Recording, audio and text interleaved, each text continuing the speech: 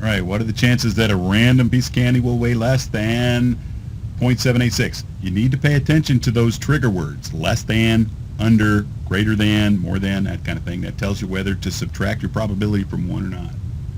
So let's go ahead and get a quick estimate. 0.786 is, oh, that's pretty close to the mean, so it's going to fall just a little bit to the right of there. Let's go ahead and make an estimate.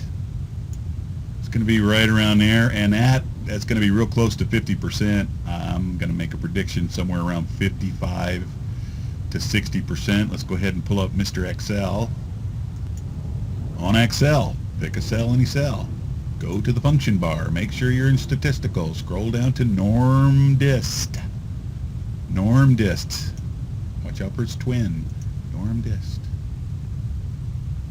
And the random variable in this problem is 0.786. The mean is 0.781. Standard deviation is 0.026. And yes, we want this to be added up.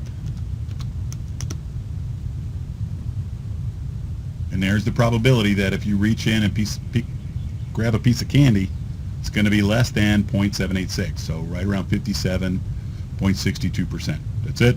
MGZ out.